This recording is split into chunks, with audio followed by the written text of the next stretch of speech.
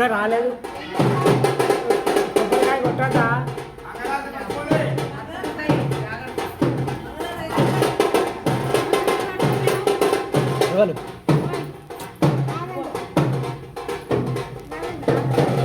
ఇంతకు ముందు అయితే కూరాడి బిరాడి పెట్టేసిర్రు అందరూ.